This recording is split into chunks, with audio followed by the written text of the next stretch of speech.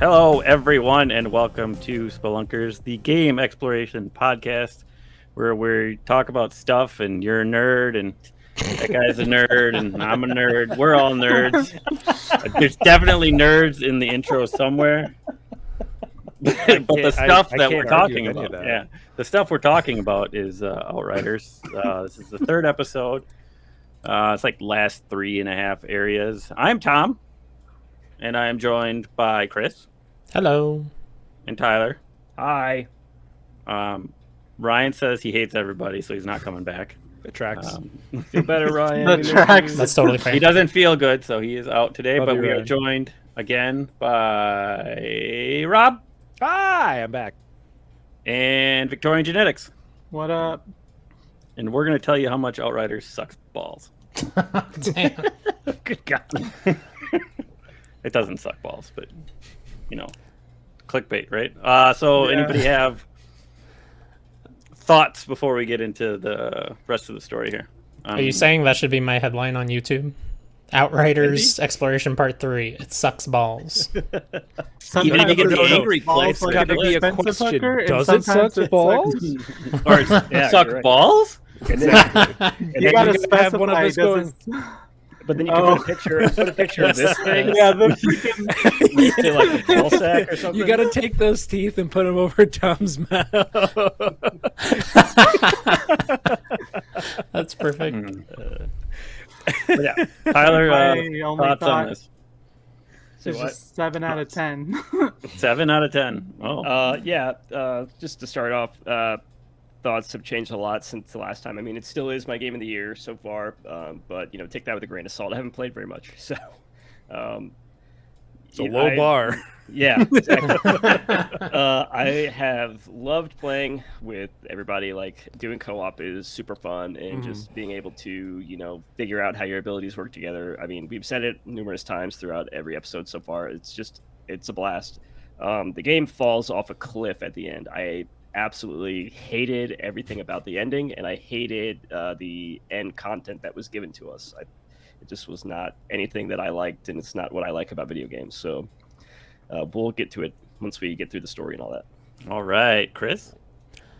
I'm a little hotter on it. It's not my game of the year because I played It Takes Two. You guys will get there. It Takes Two. It's amazing. Oh, we'll get there. Yeah. We'll get there.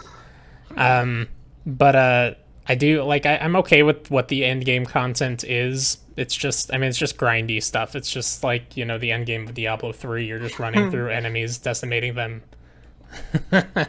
and getting new loots, and then upgrading that loot. And it's just a cycle that I really like in games. So I'm okay with that part of it. But we'll get to this. The fact that they finish off so many storylines in the expeditions, and they do a really poor job of it, really sucks. In general, I think story-wise, this game has a really interesting world, but drops the ball on just about every conclusion that they come to. Yep. All right, Rob. I'm roughly in, I think, the same temperature gauge as Chris, but I'll say this isn't even going to place on my top 10 for this year. I've played a lot of really fun indie things that I'm way hotter on and enjoyed way more. And also Right. this trying to compete with something like Yakuza Like a Dragon and Returnal. No. I think it still felt fantastic to play.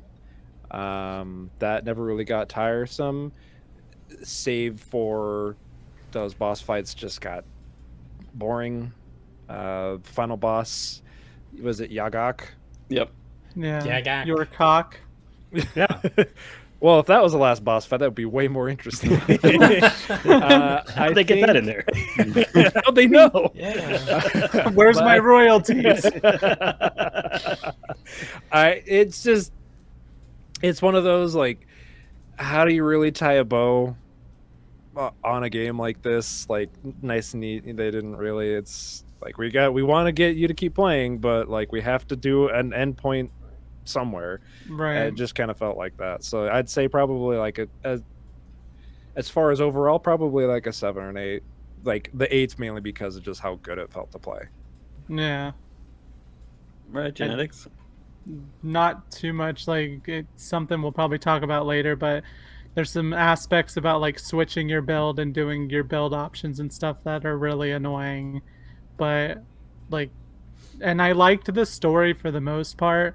Like, even towards the end with all the Monroy stuff or whatever, like that all felt fine. But then it's like that last segment with Yagak and all the whatever else was happening with the ship falling apart and shit, it just didn't make much sense, and it felt super rushed and just didn't work. And then you get into expeditions and it's still like just as bad. You were saying that the end and it's like super rushed. There is a jump cut. No, don't spoil it now. End of the game that is actively one of the worst things I think I've seen in a video game in like the last 10 years. It is actively embarrassing, and every time that I saw it, it was like I could not believe my eyes that they did it. It was terrible. I look forward to hearing what this is. I don't. Oh, you don't. Okay. Oh, you'll. Maybe I didn't notice. You've all seen it. And, I'm sure I saw it. I just. Well, I mean, I don't think I noticed it. Oh, it's okay. I noticed it. Hey, All right. I'll say this: at least the game is consistent with shooting people in the head. Yep. Yeah. Yep. That is very true.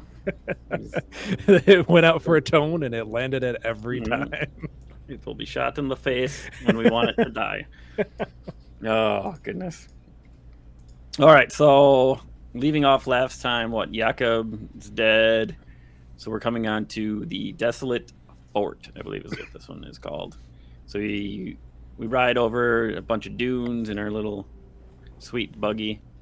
We see like a bunch of tanks and crabs. Zahidi gets all super hot.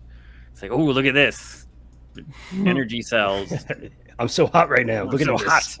And I'm in the deserts, and there's It's like, dudes. oh, my electrons are running. And check out this power. And he's all super happy. And it's like, yay, great.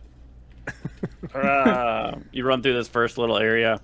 Just a few guys that pop up. But as you get to the end, to where you set up your camp, you see Vagina Face, which is what I call Yagak, singing to the fucking sandstorm. Yeah. Big old weirdo. Like, he is actively uglier than the Predator. So I guess they got that going for him. He looks just, he looks just like the Predator, really. But his doesn't, like, open up like this. He's just, like, ripped across the sides. Yeah. So if this is the Predator game and Returnal's the Alien game, which one's better? Alien or Predator? You decide. Alien, obviously. It's a very clear victor. Yeah. Didn't play it, but I don't know. So I guess Predator right now.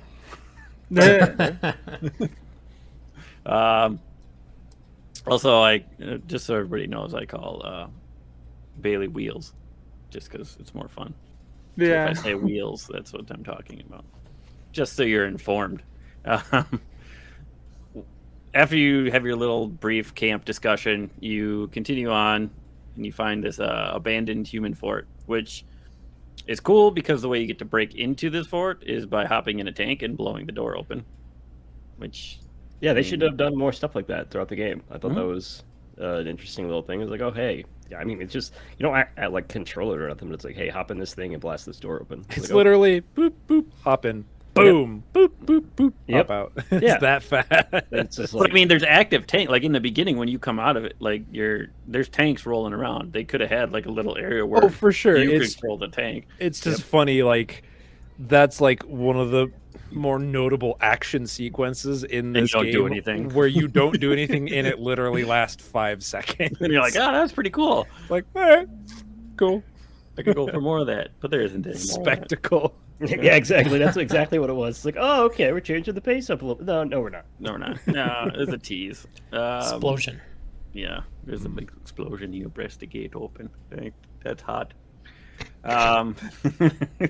As you continue on, in this going through this fort, you find reports from the humans and their leader Monroy, and they were calling the creatures ferals.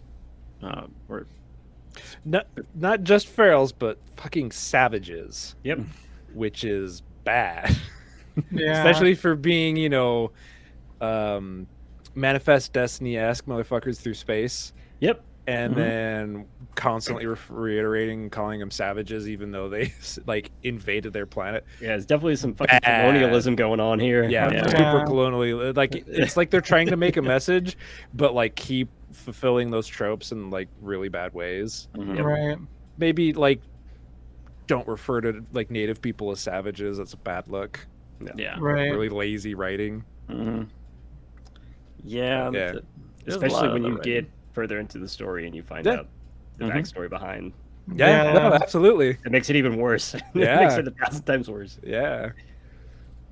But the whole goal as you're going through here is to get to you found an antenna towards the end that you're just trying to get to, and really nothing spectacular besides killing a bunch of dudes. And you I find do like the that antenna firefight right there in that little square as you enter that base. That was a really fun section. before it opens up. Because I like it even after it opens up, when you hit that generator and you can just funnel them all into that when they bust out of those doors. Yeah, exactly. We had a good time doing that. We did that a couple of times. And It's a really cool environment. Yeah, like, the it's game cool to look excels at. at environments. I think every environment that they have is really cool and unique. But It's definitely diverse. yeah, But the stuff surrounding it is. Yeah, it's just like there's a lot of style and flash, but little substance beyond some of the combat. Even there, like a lot of the time, it's just flash. Yep, It's true. Yeah. So you find the antenna, you hear a human voice, a plea for help, and you're like, oh, wow, yay, hurrah, let's go further. Yeah. Onto the Canyon of the Grand Obelisk, because I don't remember anything else really happening in this area. That's pretty much all it is. Yeah. I gonna don't keep think so tracking that much. signal. Yeah, keep tracking the signal. Canyon of the Grand Obelisk I really like this set piece. All the temple like carved into the side of mountains and stuff. It's really a cool little area. And Zahidi is like super hot on it. He's like, wow, I didn't know these people could make things like this. I didn't know they were so fantastic in their craftsmanship. Yeah, he literally just found out they exist like 2 days ago. Of course you didn't know what they could do. But he is excited about it. Let me tell you. That's good for him. He's hot on it, I hear. He's hot. There's a part here where Like his teeth are sweating as he's looking at these. Like That's from the cocaine that he's doing. the sawdust. I believe that The was sawdust. sawdust. yes, the sawdust. There's a part here where you you pick up like something and you find out, I think it's a recording, and you find out that the race is called the Pax. And Zahidi has this weird line where he's like, "Oh, Pax, that certainly fits August." Even though What he does said that it mean? like weirdly, like earlier. Yeah, and he had said it earlier if you did a side quest early, yeah. But it's like, what does Pax mean to Zahidi? That's like, yeah, that fits August. It's just Like you didn't like give a a name. description of the race or anything. He's just like, "Oh yeah, Pax, that fits August." It's like, what are you talking about? I It was just the told most you random they're thing. called Pax. I didn't even say what's called Pax. Like, what the fuck is that?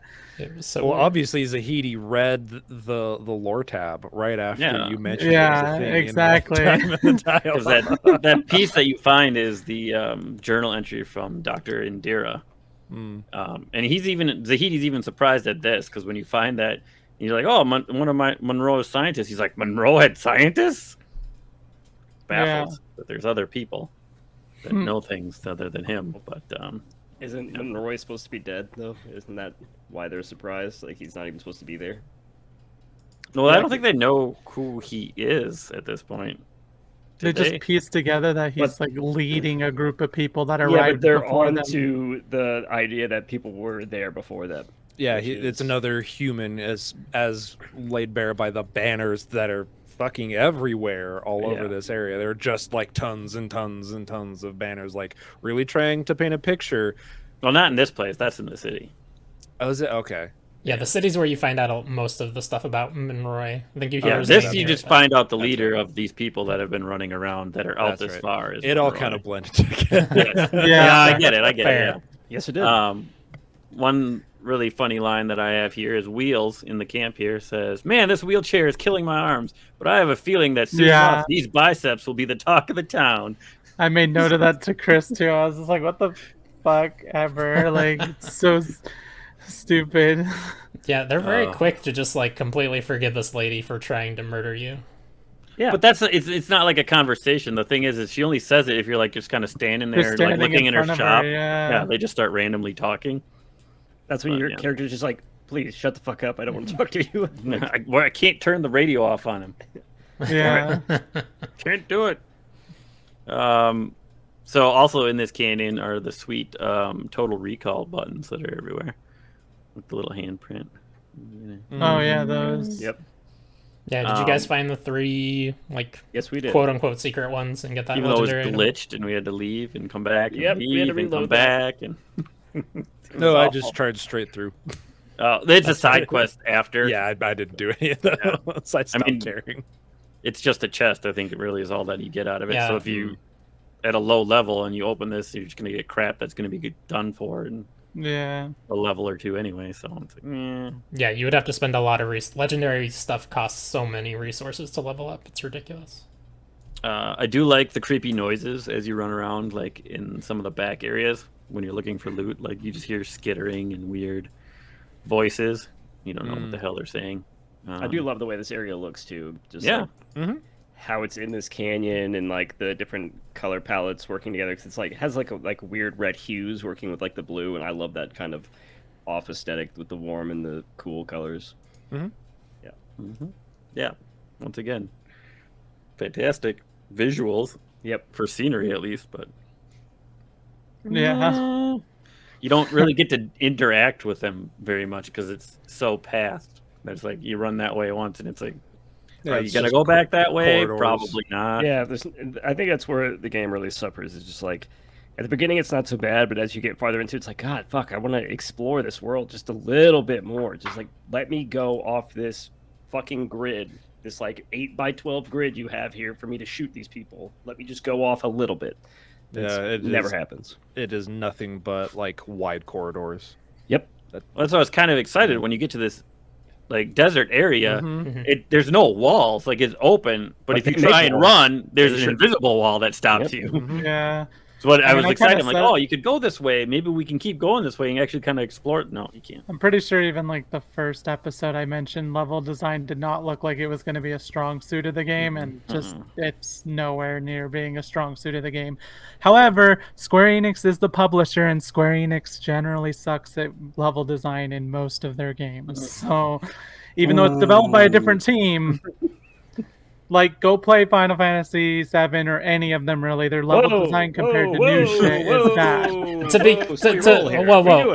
Genetix's game of the year was Final Fantasy VII, but he's No, it still wasn't. under- It was oh, this wasn't it? number 2. Okay, Hades. Was number Well, yeah, 1. Hades is everybody's game of the year who actually played that game. But Everything about that was good. It's like similar to this, where there's a lot of stuff that's good, but then there's a lot of things that are just really bad and dock it down. Like I like the level design in 15. Right, that was the last one. Where you it's the open world one. Open Yeah. world. Yeah, that one's good. That's the only thing that one game has going for it. Yep. Hey, Exactly. that's a good game. flying car That's and a awesome. giant turtle. I mean, I it's could fine. never get into that one, but Final Fantasy 15 anyway, is not point on is- sale here. point is level design on Damn. Outriders is like trash and not good. This is a So hater it's- podcast right here. No, it's funny though because Yeah, for you make an interesting point where like your game of the year last year was Hades and followed up by Final Fantasy VII Remake. Hades is without a doubt like nothing but corridors. Right. But- It's like how you execute on it, really. Right. That's my point. Is that's what's interesting is where Hades has corridors that actually feel interesting, and it part of its And it feels the way you open interact because you're with it. making like choices between what corridors you're going to. Whereas like you look at like most Final Fantasies or Outriders and Whoa. stuff like that, it's like just go this way. You're slandering Final Fantasy so hard. I think I do Final love that Fantasy's a great series, but series. legitimately look at a lot of the Final Fantasy games. Their level design does not It's match great. up to You're a right. lot It's of other great. games. Okay. Like, but they're For sure. good. They're fine. They get the job done. Like, but in particular, I'm annoyed by level design type stuff right now because I'm playing Near Replicant, which is a redux of a PS3 game, and it's garbage. Too much running around nonsense and everything. But that's besides the point. Just It's also Outriders sucks a on level generation design. or two old. So Yeah, like, that's exactly. the conceit from that era. Yeah. But yeah, I think just to finish up on my point with Hades is I think part of that has to do with the fact that you don't know what's ahead of you really. Whereas something like Outriders, you can constantly see the tunnel before you. You're like part of it's like inherent to the combat and everything. Like you're always pushing forward in this funnel, and like with things littered along the side. So it's definitely not the game's strong suit, but I will say it's an interest. It's not a. I don't quite hold it against the game too heavily because it is traded off with a lot of diverse areas. So like there are a lot of diverse corridors, and given like how many areas are there in particular? Like 15. Yeah, like the environments and everything are definitely very good, and they kept it rolling in a very diverse way, which is nice. And and the so overall that's the combat trade-off. and the way like the corridors themselves are set up, the maps like felt good as far as fighting on them. As far as like sometimes there's a map where the enemy has high ground, sometimes there's one where you have high ground, even like all sorts of different levels and stuff. That feels good. It's just like the way they designed it as a whole, it's just too straightforward of sometimes. For sure, and I don't disagree. It just wasn't like a huge like drawback for me, given like seeing the compromise that they had. I would much rather have way more of like more diverse corridors as opposed to like a few really wide open areas, like 3-4 wide open areas. So like, but I will say like I think part of the drawback for me was most of the environments had very little in the way of verticality being notable or worthwhile. Like some spot they had like little nests or sniper huts and things to it wasn't like a crap more like the last 4 areas that you went to. It kind of varied up the verticality. Once you get to the bit. entrance of this city, there's a lot more. There are a couple peppered throughout, but especially early on and halfway through, like it's pretty vanilla. Well, like, because I was even noting that too, as you're running through that whole canyon area or whatever, you can kind of just like see everything. There's not like a whole lot of going up this cliff, going down this cliff, or anything like that. It's just, oh, I can see my whole route out before me, which isn't exactly a bad thing, but like you're in a canyon mountain setup. Why doesn't it have a little bit more verticality to it? Like, I think the forest section from the last chunk that we did, that had a couple spots like after you come out of the cave, I think, and then you have to exit out of this encampment. There, like it's like a huge fort box, and like the center has a couple different spots. And that fort felt pretty good overall because it was there was like 3 different layers to it. It felt like, or something at least, and so. There was a lot of where's this coming from, where am I going next, and stuff. So you know what it made me think of? It felt like a good Gears of War multiplayer map. Yeah. When I was playing, I was like, this feels like a Gears of War map, and this feels like it was made for something like multiplayer. So like you could tell that was something that they had in mind, and they have that like history. But anyway. You end up making your way.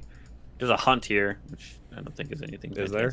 Yeah, there is. Sure. There's a hunt here. Because there's no more bounties. So yeah, there's definitely a hunt here. Then you go down the steps, and this is where you can see statues of some guy molesting other 2 people. He's grabbing the crotch of the one behind him. That's true. The butt of the one. I did not notice that either. Yeah, they talked about the penis rock last time too. You guys are seeing all kinds of lewd shit here. Damn. Well, you forgot that we fought a penis monster earlier, right? Isn't that what we were joking about earlier? The final boss or whatever. Yeah, your cock. Yeah, your cock. Vagina face named your cock. So you get down to the obelisk, and like Ox shows up, right? August. And she's like singing to it, and you have to protect her. Like there's waves coming in. You just get to run up the steps. And I remember we were sitting there. I think Tyler and I were sitting there waiting at the bottom of the steps. I'm like, oh, they're coming down here. This will be easy. They just stayed up And then there, he, right? well, no, after we went up and got some of them, we could bring them back, but it just wasn't worth it. I think we just killed them all up top anyway. Yeah, But it would have been really fun killing them as they were funneling down those steps. This fight was pretty hard for us at World Tier 15. We were at World Tier 15 at this point, but the Behemoth and the I do Broodmother not together was ridiculous. Understand how you guys got to World Tier 15 at all. By the time we were done, we had done multiple explorations, and I still was not out of 13 yet. Huh. It's super weird. I I don't don't understand know what we did. I mean, I got to 15, but that's because I did a bunch of solo stuff, and I was just redoing one of the first city ones and just running it through just to get the world tier up while I waited for somebody to get online. I mean, we left our world tier at our exact level. There was like 2 particular fights. It was the shaman and then Yagak at the end. That was all we rewound for. Like, we had it set pretty much to auto level. Like the second we got a new tier, it was already on that new tier. So I don't know if that's the difference or not, but No, because we even I think ours was on auto anyway, and it still didn't matter. Yeah, I don't know why then. And it That's sucks so how weird. if you're too low or you're too high, yours doesn't go anywhere. So like even if we were playing and I was on World Tier 13, Tyler's goes nowhere. So then if he wants to play with somebody else or by himself, he's fucked. Like he'll have gear to like just run through everything, but it's not going to go up fast enough. Yep. Right. For him to actually catch up to anything. So I don't know.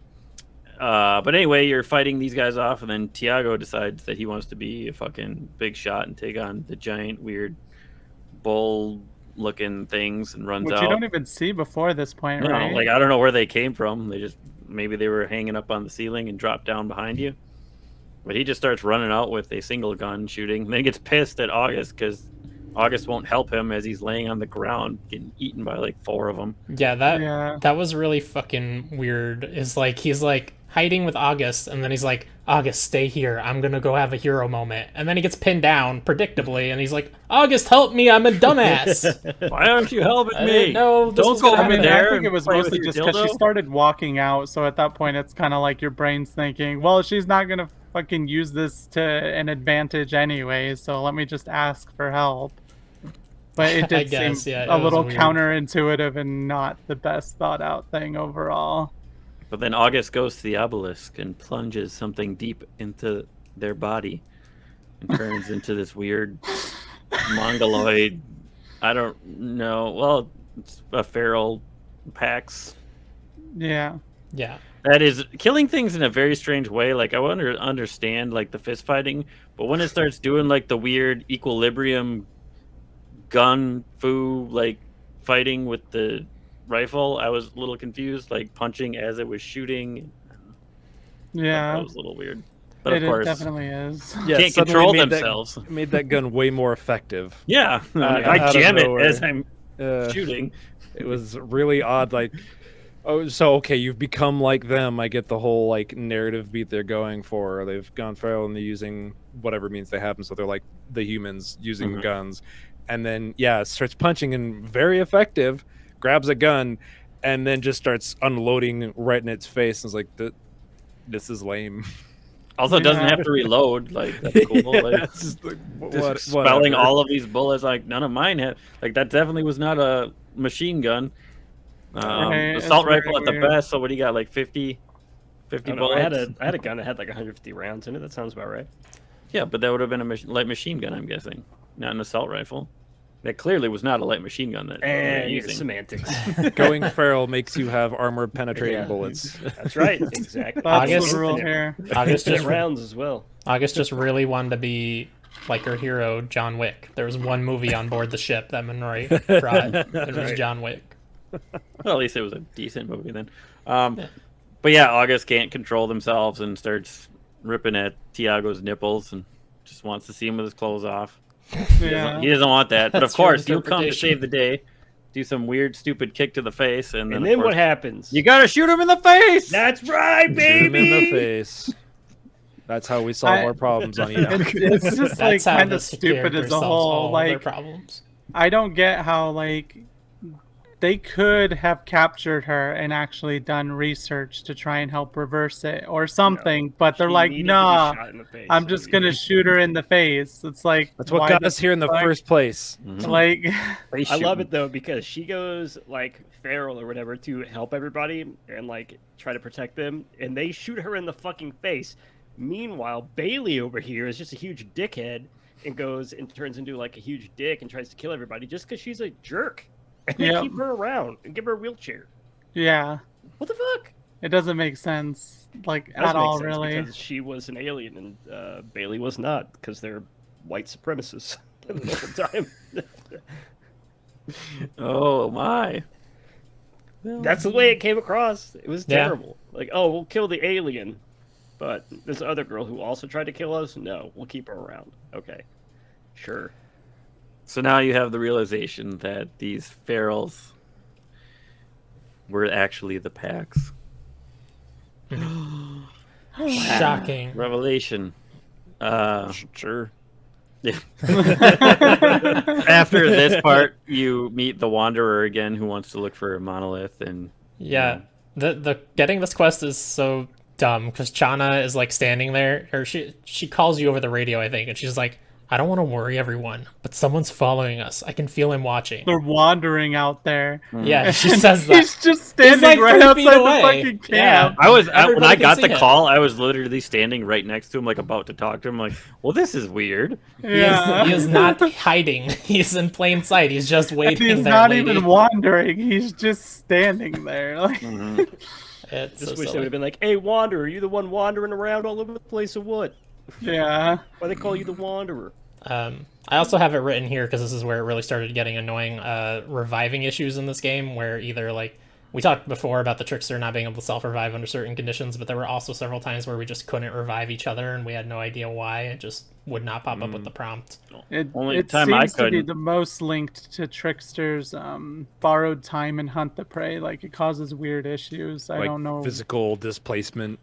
Yeah. and- It's like Weird. probably something along the lines of, because like you can't walk through the body of the borrowed time or like the little blue glow or whatever. So it might be like if you're dying while your borrowed time's going, it's like counting you as there, but also counting you as there. So it's creating like a weird coding malfunction where you can't get revived That and makes you sense. can't revive yourself. But I don't know specifically what the cause is, but it's caused numerous losses because it's just bull crap. I don't think we ever had that problem. The only time I had problems reviving is when those fucking goddamn melee people come and knock you like right as you're doing it. Berserkers? Yeah. Yeah. Any of the melee ones. Yeah, those berserkers are obnoxious as hell. But Well, I get their design and like their Mhm. placement in like in a fight, but God, they were just obnoxious. Yeah. As far as like technical stuff goes, I had a few crashes pop up again in the middle of firefights.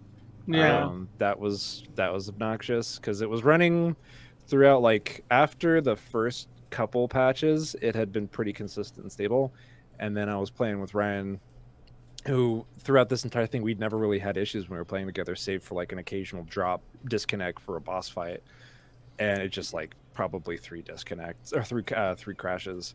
And like as I was exiting the game and shutting it down, it also crashed on me again. It was like, Yeah. oh, cool. it's just helping Yeah. you get there faster. yeah, I guess. There was a few weird crash things like that for us too. Yeah, The worst. they've- Oh, go ahead. Sorry. I was just gonna say they finally fixed the sign-in issue that plagued Yeah. me forever. I restarted my console 5 times every time I wanted to play this game until they fixed that.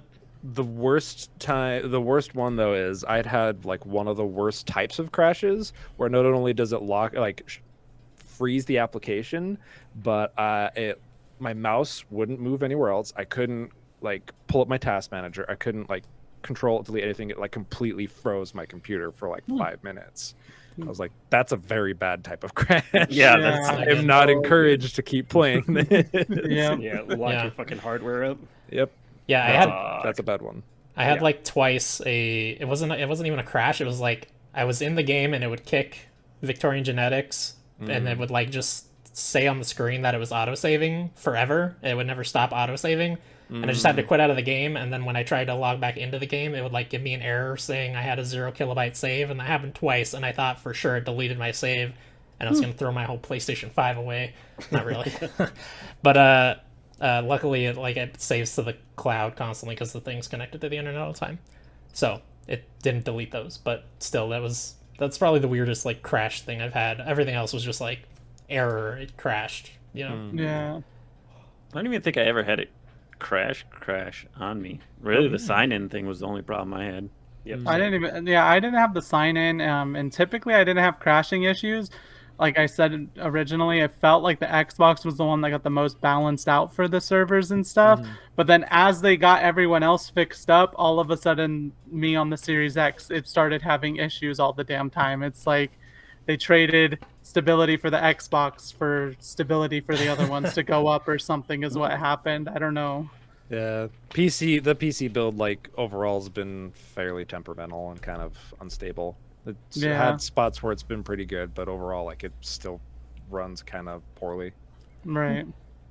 Yeah. One last technical thing while we're on technical stuff. We had a lot of bugs. This was specifically in Caravel, which we're coming up to, but where we would grab an audio log and it would only play it for the person that grabbed it, and the other person just didn't get to hear.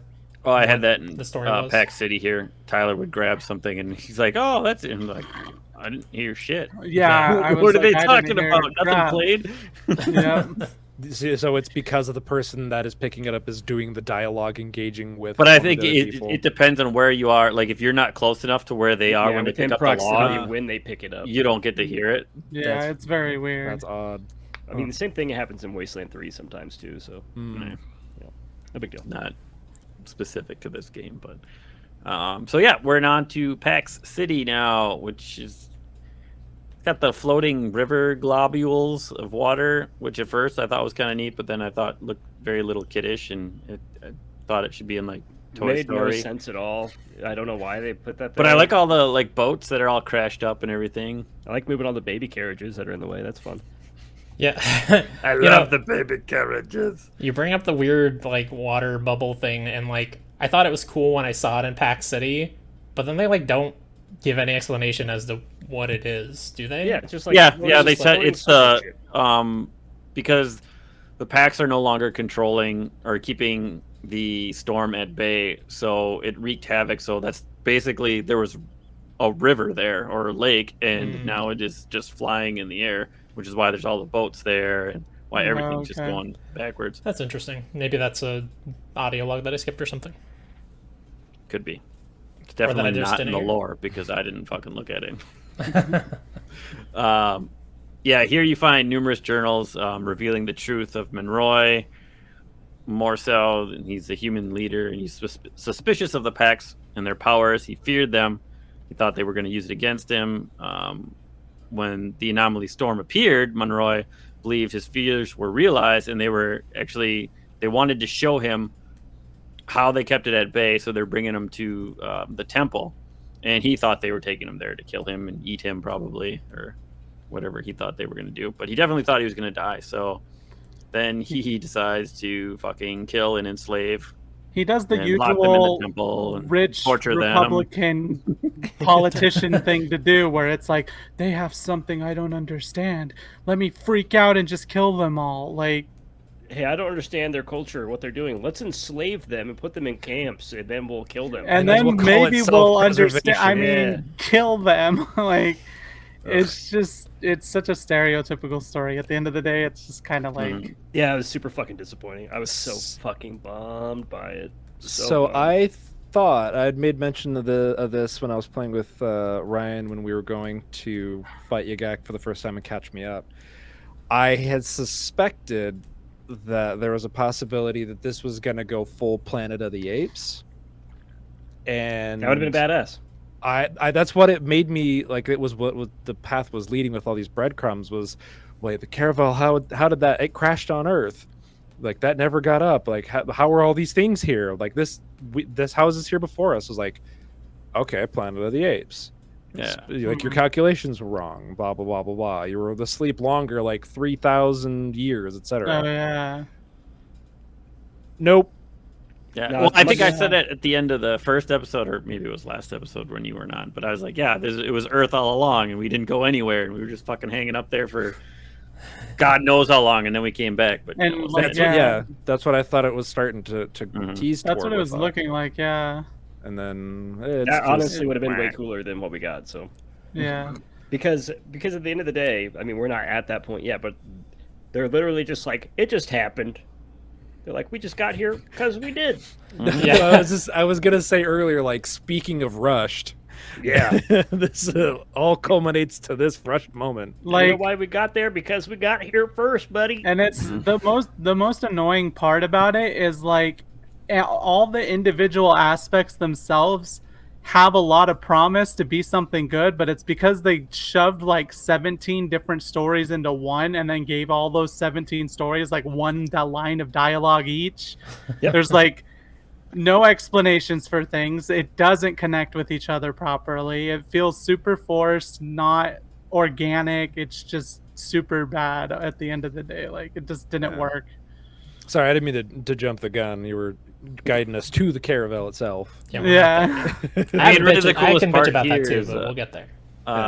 you get to see the fucking flying throne in this temple area. Yeah, that was dope. Hovering. It is very badass looking. That's Yeah. the Design. throne room thing. Everything's all busted up. You find Indira's last journal entry as she was trying to form a truce between the Pax and the humans by giving up Monroy. And Monroy found out about it and decided, well, I'm going to fucking execute you too. And then fucking killed her. So Surprise, surprise. Hey, so that didn't happen. You get to the end, and as you get across his castle, basically, that he had up there, you see the ship in the distance, the caravel. And, oh, yeah, look, it was a fucking ship the whole time, shielded just like your stupid fucking briefcase. I'm pretty sure that's what the main character says. Yep. Tiago's Verbatim. You said it verbatim. Tiago's just fucking pissed. He's like, I'm done with this. He's like, Yep, thanks for letting me passes. walk with you. He Yeah, walks. he just Yeah. He's like, yeah, fuck you Yeah. guys. And Zahidi's just like, let's go to the ship. Let's go to the ship. It's still got things that we can do. The pods and, you know, shit like that. Yeah. I can play with computers again. It's been so long. Yeah. Okay. So what was that with the pods? Like, I don't understand how he's like, oh, I know for a fact it has pods on it, and we need those. Well, that was the goal the whole time, because he was hoping that there was some way to get to the Flores to get all of But they the didn't know supplies. what the fucking signal was.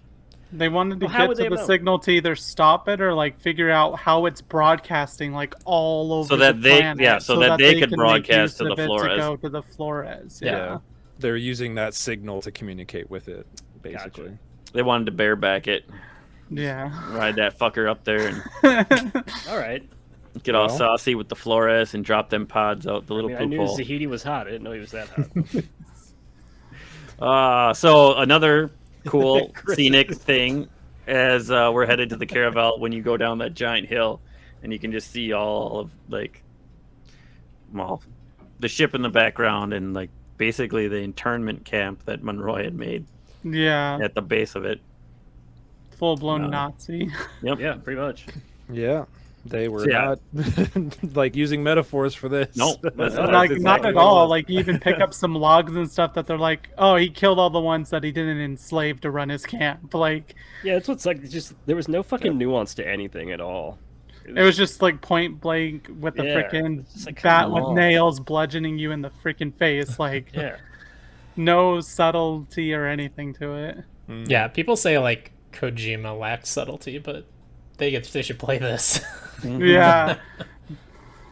Yeah, so this whole area surrounding the ship is where Monroy rounded up every last one of the packs that stayed behind. It refers to them as the loyal and trusting, and then he threw them into labor camps and fucking killed the ones that didn't want to work, or Yeah. at least keep enough alive that he could run his camp with, and that's all he really cared about. Yep. You also find a log, which you find out later. This is from his second in command, which is Nikolai, and he was the general, which is actually It's the Wanderer. Yeah. Because he was trying to, out of all of the remorse that he had at the end of his little 3-part quest line, is turn the ferals back into the packs, and it doesn't work out. because he wants some sort of redemption, is what he was looking for, and it just didn't work for him. Yeah, his intention was just to walk out into the storm and die, but then he didn't. Got he altered. He got altered, Yeah. and then he was fucked. So, yep.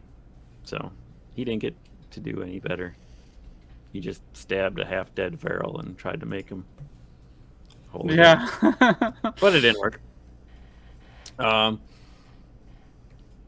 Yeah, so then Monroy, after all that, as this was happening, what's happening in the journal, Monroy returned to the city, found it under siege, and then there was just another big bloodbath, killing everybody. Then the storm hit, Monroy's people were decimated, and that's when they saw the Flores in orbit and called for help. So that's when everything started, and they sent the signal, like, come help us, please. But it never came. Zahidi figures out that the Pax were the ones keeping the planet's energy in check, and that's how they were keeping the storm at bay. But then without them and being dead and locked up in camps, this thing just went fucking haywire and started eating the planet. So then the humans destroyed their best hope for another planet. Yay! Wow! Just like they Shocker. destroyed the Earth that they left. Wow! Wow! Yes. Yeah, the whole Caravel thing, you kind of got at it already, Tyler, but like the fact that these are people who wanted to be on the Flores, but they got left behind. Like, they've described the scene of them like fighting for the seats as the Flores is taking off, but then somehow these people that were like murdering each other for a seat on the Flores come together to be smarter than anybody on the Flores and make a better engine. Yeah, and then get like there they faster. suddenly made or found an engine or just made a whole ship that was able to go faster than the ship that had already left before them. It's just kind of he's like, oh, we made an engine that was faster. Yeah. which is like That's really as the Really? Earth is How the fucking fuck- dying. What resources? Yeah, Yeah, like that's the whole reveal. Is you get into the ship and then Monroy's there, and it's like, oh, I wasn't expecting you, and then you're like, oh, okay, what were you expecting? What were you... And then he's just like being a dick Expecting. and saying, oh, yeah, we built the ship better out of spite. Yeah, I what was the like, fuck? what? That's Okay. Spite doesn't make things work. That's- That's Yeah. not how engineering works. Okay, It was just stupid. It was so Yeah. dumb. With how many that's people when that I was were... just like, fuck this game. Yeah. This So story. back to going like how you're talking about the people climbing up to get on the Flores.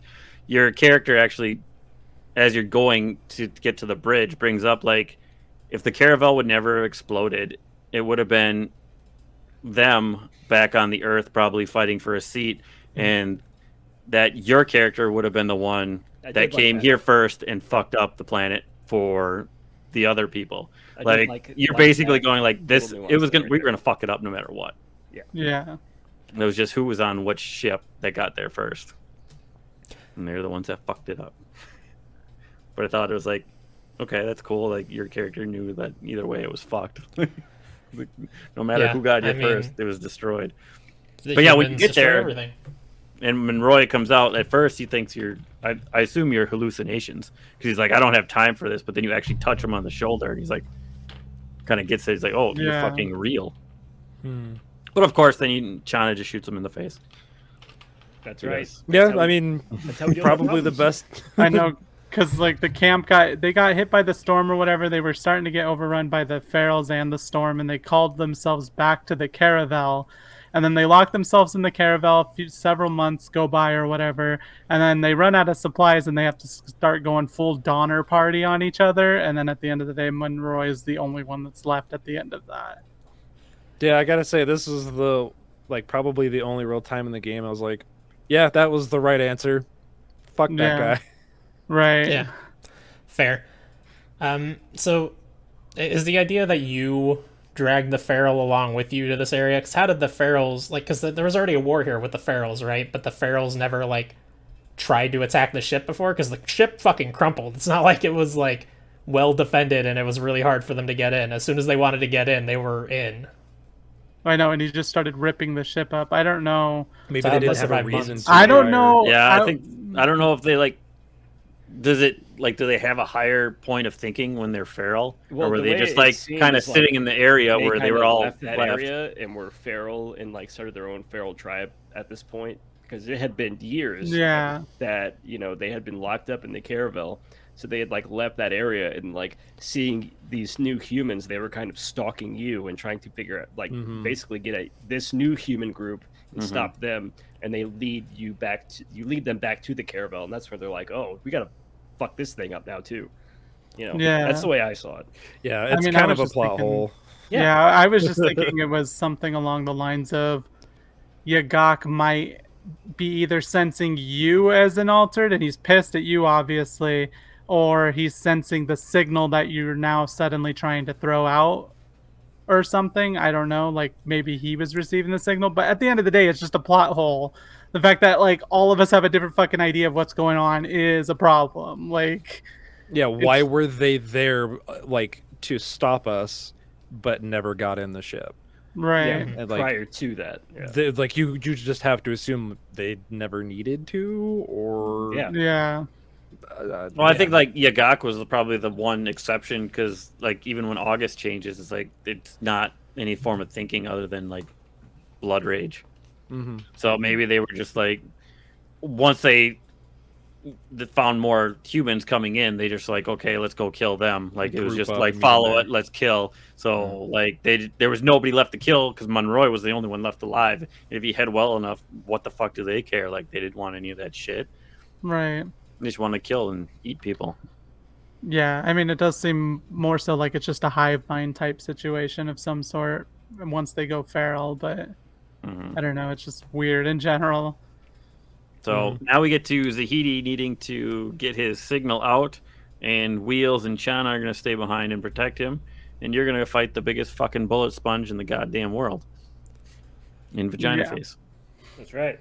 Yep. We had to turn down to World Tier 13 for this. We were on 15 trying it, and it was just like a 20-minute fight that we got through like half his health bar, and it was like, we died. Oops. Yeah, if you That don't sucks. kill these anomaly rifts as soon as he summons them, you're fucked. And the stupid thing is they don't heal you, so you don't have a way to heal in the fucking game besides killing shit, and the stupid anomaly bubbles don't count. No, So I think you for boss fights, all you have to do is use your ability. Nothing has to die. As long as you're using one of your abilities, your health will hit the regen tick. Because I was even playing solo, like on the spider one, and not having any enemies, like except for the weird ones. I even looked it up. Like as long as you're using one of your abilities on a boss fight, your health will start regenning. But you can't use the anomaly rifts as something to boost it up higher. So it's not going to matter because if you're trying to kill them and you got fucking 5 other ones, because he summons 6 at a time. Yeah. Like if you were just fighting him and you're just going down, it was just you and him, and you just used a spell or used one of your things on him, it should clip your regen. So your actual passive triggers, like skill leech, or is it skill leech? I don't know. Because I had like so much life leech through my twisted rounds and my normal weapon and everything, and it's like I just was not able to keep sustained up. Like it's just too open of an area, and like the orbs don't give you any resources or anything, and just he's a bullet sponge. It's like Tom and we did it on 13, and it took us 2 tries. Yeah, once we dropped it down to 13, we beat it in one try. We're like, why the fuck was 15 But the day before that, Tyler, Ryan and I were trying to do it, and I think we fought him like 6 times. Then we got to the second phase, and Ryan's fucking computer crashed. So then I was like, well, fuck this. I'm not trying to do that again. And he had to do something else. So then we waited till the next day. And yeah, with 3 of us, it was way easier. Yeah, I feel like the game's not balanced for 1 or 2 players very much. Especially in the end game that we'll get to talking about here in a bit. But I did it twice, right? It's like when because we did it that morning, and then Ryan wanted to beat it, so we did it later. And I do like the opening scene when you come in and he comes vagina face comes flying through the freaking twister and lands, and then you get to the next part and he's fucking Kratos. Yeah, he's Kratos. Yeah. We said that as well. Do you know if you die on the second phase, does it completely restart the fight? Yep, you gotta start from the very beginning. That sucks so hard. From like at the beginning of the ship, like beginning of the boss fight. So you start before the doors open. You got to run out and fight him on the first deck again, and then go down. Okay, that's so stupid. You got to go through the cutscene and everything. Yep. Yeah, that's terrible. That's so and bad. like I really hate that his first form is just the shaman guys that you've already fought. It's like exactly the same, except he has that tornado whip thing he does every once in a while, and he summons the balls. Because he likes the balls. The 'cause he's a shamans do that vagina too, face. don't they? Or What's I mean, that? the shamans only summon like 1 or 2 at a time. Yeah. I guess. Is the difference. Yeah. Oh, yeah. The was it the mystic, the shaman warlord or whatever that Yeah. floats around. He summons those. That you Yeah. fought in Pack Yeah, City, and You only then fight like the other one. It's like you only fight like one other one. So 2.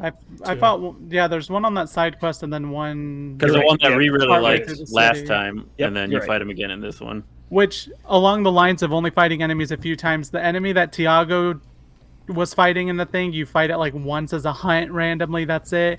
And then the fucking Blood Reapers, which is like probably the coolest fucking enemy in the game almost. Like it's some weird Pax human, I harvest blood and use it as magic shit or whatever. Mhm. You fight like 2 of them and then there's one in one of the expeditions, and it's like even when you go check the journal entries on them, there's like no information on them. It's like just Yeah, those very things are weird. Yeah. I They're fought cool, the but final there's, boss like, on nothing on World Tier 2 and got it done in 3 minutes. Yeah, Let's go. I was just like, at this point, like, I don't care. Yeah. Yeah. Let's get I through just want shit. this to end, and so just cruise right through. Shut up.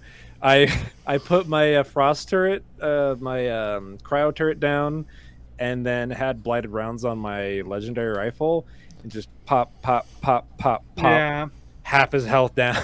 It's like, okay, cool. Yeah. Cruising right along. Which it's like, it's cool that there's stuff like that, but it's just a shame the story doesn't actually like let you appreciate it Totally. at all.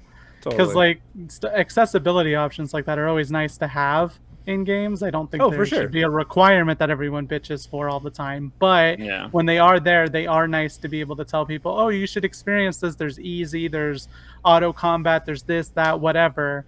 But this game doesn't have a story that lets you tell people, oh, hey, you could get through it with the fucking shittiest gun and build and not understanding a single goddamn number. Like, I was playing on World Tier 1 on a Trickster, and I was not bothering not to upgrade my weapons or anything. I was just going, and stuff just keeps dying in one hit, like, no matter what. It's so stupid, but it's also fun. Yeah, it was nice just cruising right along through that last chunk. It just got through it in maybe like from this whole section of after defeating Agak the first time and going through this last spot, probably 3 hours. Oh, damn. Burned through everything. Yeah. Jeez. Yeah, it was nice. It was nice. I did it this morning when I woke up, had some coffee. I was like, all right, let's just go shoot some shit. It was chill. So yeah, when you kill Vagina Face, you flash back to the bridge, and Zahedi's furiously trying to get some sort of computer signal out, while Wheels and Chana are saving him till they get blown away. Wheels falls out of her chair. Chana gets trapped underneath like a steel beam. Zahedi finally says, "Fuck it." And he saves the day. He's like kick the what? gun to Chana or something, and then she Yeah, shoots he the guy. runs, slides, And then, kicks the shotgun. Yeah. throws the gun over to Wheels. Wheels shoots him. And Tiago shows up and says, "Hey, get in the fucking van. We're going to the mall." That's what he says. Yes. He's like, get in, bitches. We're going to the mall. So this is where the hard cut is. So you see the truck driving out, and then all of a sudden it just flashes, and they're all just like sitting on the dune, staring What at the, the fucking fuck? ship. Did you guys Okay. really not notice that? It's the worst cut ever. The most disgusting thing I have ever seen. It was so bad. It wasn't. I honestly saw it as in keeping with everything else. Just like, all right, Oh, we're so here this now. no. It's like, when did they stop? When did they get out? When did they sit on the dune and start looking at the ship? It's like it's like truck driving out, and all of a sudden they're all just sitting there looking like, all right, it's the ship we just blew up. Yeah. I mean, this entire ending just feels so rushed and Yeah, I mean, I forced noticed it's that like shit, a- but at the end of the day, like, yeah. I could not stand. I that didn't even like jump piece cut. it was together. I was just like, abhorrent oh, to me. It it's was just so a later fucking point, disgusting. whatever. Oh, it was awful. But then you get he's all sad, and then the pods start falling from the sky, and he's all like, "Oh, I guess the signal got through." And then it's like, "Oh, what does Chana say?" "Well, it's like I always said, it's not over till it's over." It's like, what the fuck are you talking You about? never God said damn that. You're a liar. it! And then it's like, "Well, what do we do now?" And then it like flashes. So on mine, I'm pretty sure it was glitched because it flashes to the dune, And the second time I beat it with Ryan, my guy was actually standing on the dune, but the first time it just showed the sand dune. Well, no, and I was like, what? The people show up and they're like, Oh, "Oh, yeah, you're the the people. Outrider." We were following you Yeah, since we've the been war following zone. you. Yeah. Since when? What Why? the fuck? How did you What get does through that all have of to the do with anything? freaking ferals? What did you Because do? you killed them all. How left did the you path not of the die sun. to a bunch of fucking ferals and bees? But Like, what I there's no understand- way you weren't in the fucking canyon as we're hearing all the skittering and shit, and like beasts didn't come kill you. How did We they paved not the way. know that they were being followed by other people the whole time? They're following very far behind. There's no fucking way. There's I no mean, way. Well, that's what happened because that's what happens at the end. but yeah, that's what what they say happened because happened. that's what happened. But also, like, what was the point of those people? Even it's like this is another plot Nothing. hole that they've introduced, and it's like, why? Why are Yeah, these people what the- behind us? Do they? Because they matter? want you to. You're Jesus Christ Yep. to them. They want Yeah, you to It's, save that's what them. it kind of was. where they're going. It's kind of gross. That absolutely is what it is. I It was a don't think- Jesus thing. That was Yeah, my fucking understanding was it was just they were like a faction that was set off, and like it's not that they were insurgents, but that was kind of the vibe I was getting, and they were trying to rejoin society now that they saw that there was a chance, I guess. Maybe. yeah, That was don't the worry, that was guys, the only because read I could really get on it. It was like, we're we've been gonna following have you, we all want to be a kinds of part of closure, you. It was like, so don't worry. we want to be a part okay, of it. cool, I guess. Some of you are going to get shot in the face, and some Make of us you will. whole. We have one way of resolving law here. It's a Yeah. bullet. But yeah, Also, so- what? Sorry, one of the character models. I don't think it was supposed to be the same guy, but one of the character models of those guys was the old man that you like, Yeah. left at the hut.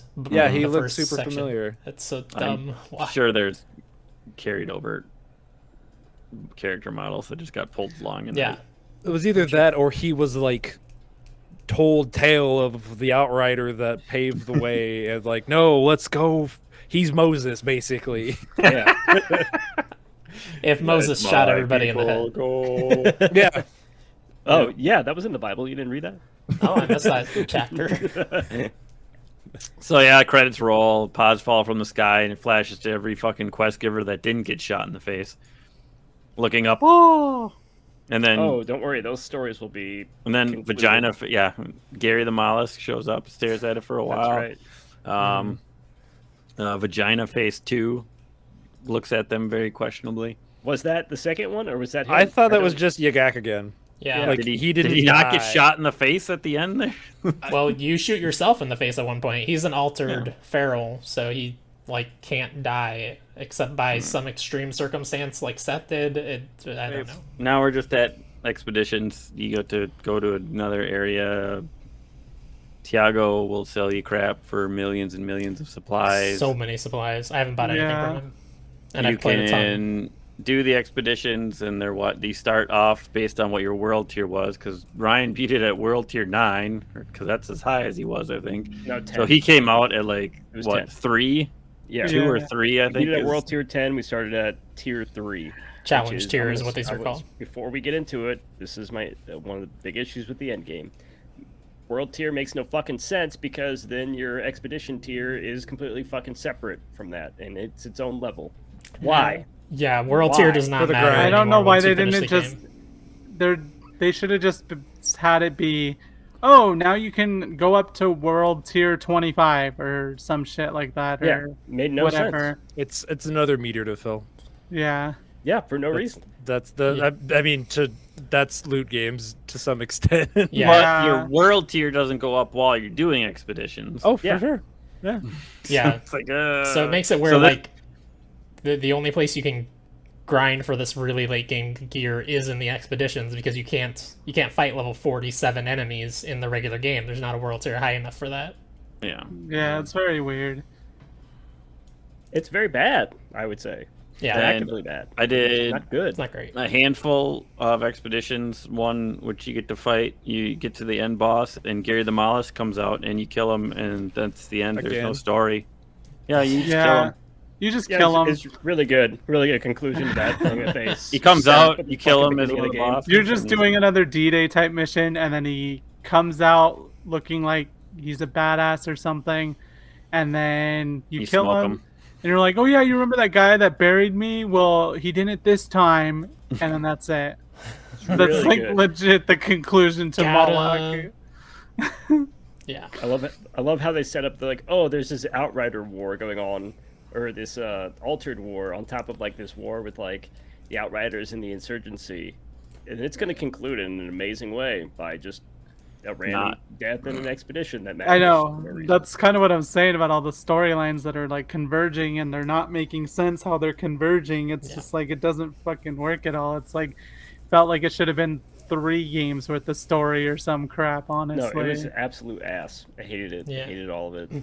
It's so underwhelming. Like I think most of the individual parts are solid in premise. It's just they did not execute correctly and they didn't give any of it the time to breathe that they needed to. Like Yeah. because most of them, you look at those types of stories, be it Mass Effect, various animes, any other game or whatever, those sort of story tropes do tend to be good. It's just they tried to shove them all together and be cliche, and it's not good. They threw a lot of shit at the wall, and very little of it stuck. Yeah, exactly. I was like, if you go back to episode 1 and like the things that we were talking about, it's like, oh man, all this shit is really exciting. None of it panned out. Yeah, None of it. Absolutely nothing panned out at all. It was, I honestly felt like it was a big waste of fucking time. Like, why even have a story in here at all? Because it was irrelevant at the end. yeah. Everything that you had set up was completely fucking irrelevant. None of it mattered. It Yeah. sucks, you know? It's like, I get it. It's a loot game at the end of the day, but it's like, don't put a story in it if you're not going to do anything with it. That's my Right. thing. That's why it's like, because of how they set it up, and like the setup is so sincere, I feel like, in the beginning. Like, it really feels like it's going out of its way to set up a like good story, like the way that you are put into cryo for like another 30 years. You're brought out, like this big battlefield is going on, you're on this truck like fucking Skyrim, like this guy gets shot in the or stabbed under the neck, like, Yeah. right in front of you. Like, okay, this shit is crazy, and then it just nothing Yeah. nothing happens. Yeah. Well, people get shot in the face. A lot of Yeah, people do that, get shot but in the face. that's it. I think Big the deal. I think like Character growth. growth to their death. The biggest problem is that they put the story in your way a lot. It's not it's like it is a looter first and foremost in terms of like the things that are fun about the game, but it constantly makes you engage with the story. It establishes a mystery that you're solving. Whereas, you know, we compare it to Diablo 3, it's like Diablo bad, kill Diablo is basically the fucking story. Yeah, of that and game. so their loop for the loot works, and their story feels at least compelling because the whole premise of that storyline is just kill his hordes, get to him, and kill him. Like, there's obviously some nuance in there and stuff. There's lore but if you want it. Yeah. yeah, it's not like this heavily in-depth thing, or like it's trying to be in-depth, but it has 15 different parts that aren't connecting correctly. Yeah.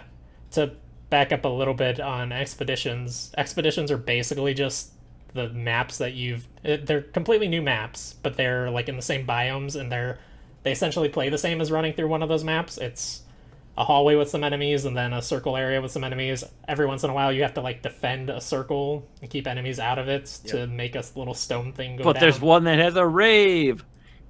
That is true. That's the best mission too. It's the shortest thing mission. for me, that rave though, it's they're just repeating the Outrider detected. I'm like, are one of them an Outrider, and why isn't the pod already open for them? Where did they fucking get this sound wave, and why is there a fucking rave going on? Like, it's weird. I got into it, like I feel the beat, like I'm going a little bit, but it just was like, why? I don't understand the logistics that are going on here.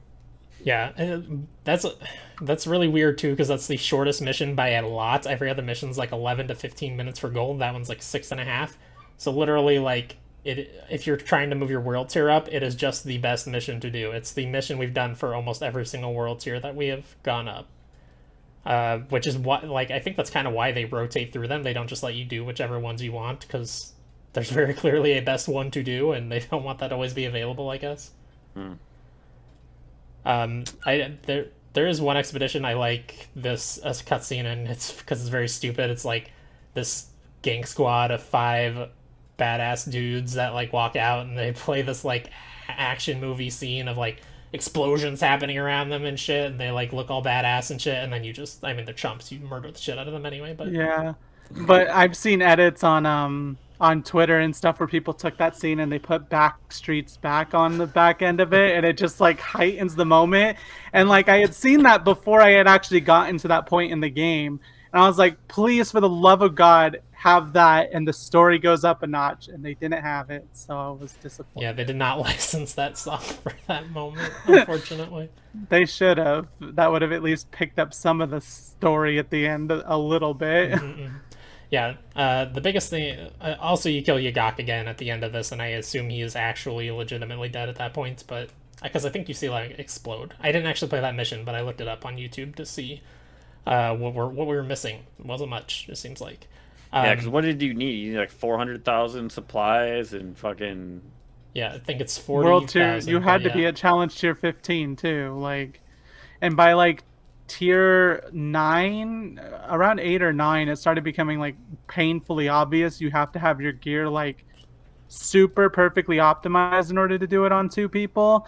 And like even then it's like still pretty difficult to get through the crap. Like we barely can finish the shortest expedition with 2 people when we barely got a silver to get up to tier 12. Like, and then that gets into the whole issue of you're not allowed to really change your build that easily. Like at the beginning, it looks like you'll be able to, but the fact that you're investing in equipment and then you're like, oh, I need to try anomaly power, or I need to try something else because I'm not AoEing, I'm not life stealing enough or whatever. You can't like set your current equipment and class skills as a page and then swap up over to another page, which a lot of looter games tend to afford you that luxury. So it just feels kind of bad to try and swap. Yeah, and like the investments you have to put in this gear is substantial. We've done a lot of grinding just to get our gear up to the level where it's supposed to be, like the max level you can hit, because you need to be at that max level to do the tier you're on. And like if I wanted to change my build suddenly, because all of my weapons and my armor and stuff has, you know, those 3 little bonuses you get. It has like firepower and long range damage, and I need those for the build that I'm on. So if I want to try an anomaly power build now, I need to find armor first of all that has like, you know, anomaly power and skill life leech and stuff, and then I need to pump a shitload of resources into that gear to be able to try that build. It's probably like a dozen hours or so of grinding to try a different build at that challenge tier. And it's not even just that. It's like the whole... I like the shard system, but ultimately the fact that you get these random pieces of gear and they have one stat that when you dismantle it, it will give you the shards for that stat, breaks the whole fucking cycle of, oh, I need to get firepower stuff so that I can get shards to upgrade it. Because no, you don't need to just get firepower on your equipment. You need to get the one piece of equipment that has firepower that will give you shards. Like, it's not enough for it to just have firepower. It has to have the little stupid shard icon on it. Like, it just falls apart a little bit. Like, it feels good. It feels fun to grind it, but there's some little things that they could have done quality of life wise to make it a better loop overall. Yeah, it feels like they're intentionally being like, it's like they're elongating the grind by making you get less of everything. It feels like Destiny 1, the original Destiny's Endgame. That's the only Destiny I ever played Endgame on, is vanilla Destiny, like before any expansions or anything, where like I had to run around planets and grab little like bushes of crap, and I just had to do that for hours and hours to grind stuff. Yeah, and it feels a lot like that, and they could improve that, but they've said pretty clearly that like this is supposed to be kind of a one and done deal. They're not like trying to make a live service game, so I don't see them necessarily improving that. But and that was one of the things I didn't like. The fact that they said they didn't want to make it a living game. Like, that's what I was telling Chris yesterday while we were playing too. I was like, the fact that they don't have a promise of something else to come is taking you out of the loop of grinding it, because you grind the stuff so that way you're ready by the time the next thing comes. You think about like Diablo and Borderlands and stuff like that. Diablo, they cannot even release DLC. It's just the fact that it goes up to like Torment 20 and it takes forever. You know, constantly there's new stuff for you to find. And then Borderlands just releases regular DLC throughout at least a year, if not longer. So you feel like you should be grinding and stuff. This game doesn't really have much of a promise of more, and all their expeditions play out kind of the same. So it doesn't feel different. I don't know. Yeah, to go back to loot for just a second, my biggest problem with loot is the fact that you can only change one mod slot. It gets really old. Like, oh, I got this piece of armor that's has all the stats that I want on it, and it's a really good piece of armor. It's legendary, whatever.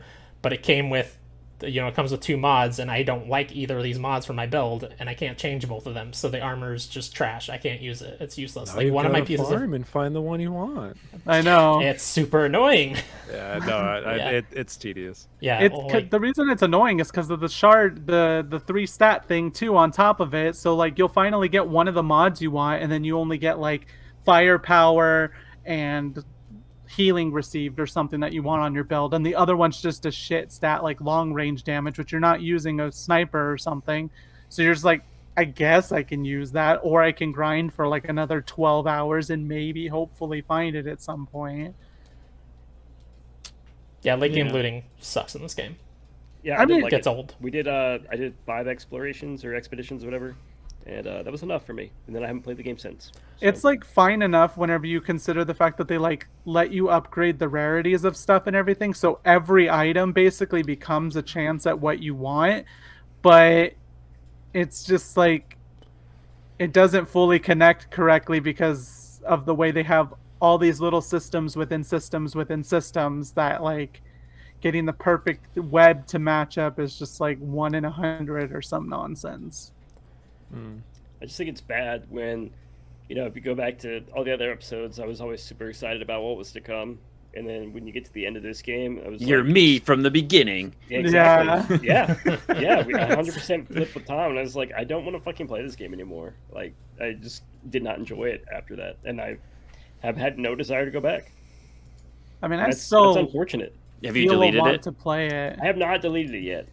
I've been thinking about it.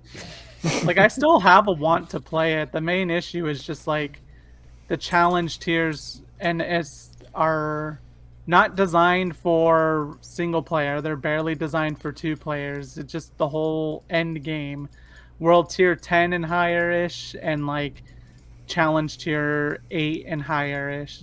Feel like you want to have 3 players or just don't bother playing it, which just doesn't really work. They don't scale stuff correctly, and like God forbid you try and play a beast map as just a solo player because you're just not gonna fucking make it at all. Like, I typically do fine just barreling into enemies whenever I'm playing with him because I get the self-revive and I can just wait out my cooldowns or I get a second chance.